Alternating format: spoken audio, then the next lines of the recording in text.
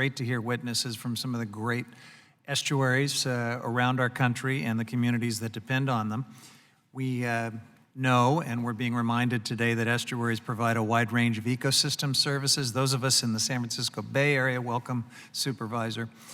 We get that. We take great pride in our outdoor recreation, our commercial and recreational fishing, as well as the benefits of coastal resiliency that our wetlands provide, buffers against rising sea levels.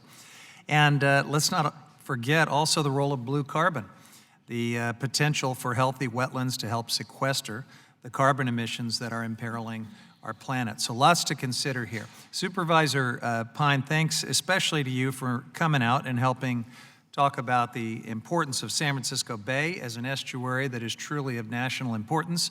In your testimony, you discussed the important role that our bay provides to waterfowl in the Pacific Flyway. Of course, our iconic California salmonid species, Dungeness crab. Species like salmon are not just iconic for California, though, and we need to remind people that. They are truly West Coast wide, and I appreciate the testimony of Ms. Blackmore, reminding us about the importance of that salmon provide to the declining orca population. And so there are many reasons to work together to protect these resources.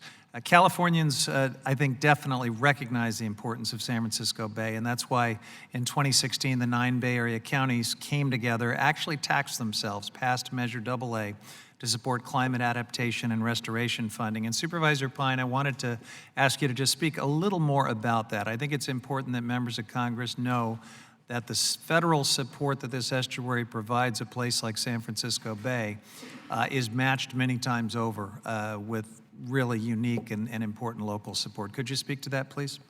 I'd be happy to. The Measure AA process really started with the creation of what's called the San Francisco Bay Restoration Authority in 2008. And it's a special district encompassing all the Bay. And we were chartered with the task of finding a local funding mechanism to accelerate Bay restoration. So between 2008 and 2016, we looked at a variety of approaches and waited for the economy to approve, and then went forward across all 9 counties with a $12 parcel tax for every parcel in the Bay Area. And the effort had a remarkable coalition behind it. It was strong backing from the business community, who of course recognized the flood protection elements of restoration, strong backing from labor, strong backing from the environmental community. And when we polled, we found that our residents care deeply about the Bay and its ecosystem and want to be sure it's passed on to the next generation in a better place than it is today. So a 70% positive vote was a remarkable outcome. And we've had 2 rounds of grant funding through through Measure AA that have kicked off or helped supplement 13 different projects, and is really a linchpin of our restoration efforts now.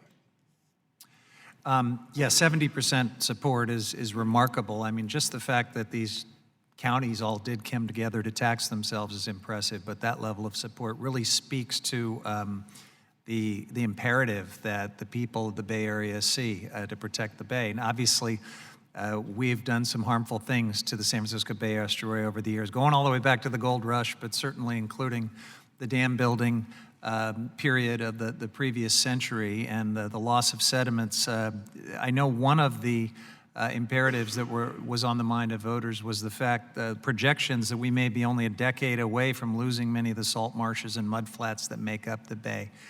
Can you speak to that and how that played into the minds of voters? That is a big concern, because with sea level rise accelerating, we do run the risk of losing the opportunities to do this restoration. Well, the last thing you want is the San Francisco Bay is just surrounded by gray infrastructure and flood walls. The former salt ponds, which of course were a very industrial use, were really kind of a blessing in disguise, because the land is at least there to be restored. But if we don't act, those lands will be flooded. Thanks, Supervisor. In my final few seconds, I want to just say how proud I am to be a co-sponsor of Congresswoman Jackie Spear's bill. You mentioned it earlier, H.R. 1132, establishing authorization of $25 million a year annually for EPA grants to bay conservation and restoration. I hope that's something that we can work on together in this Congress. And with that, I will yield. And who are we recognizing?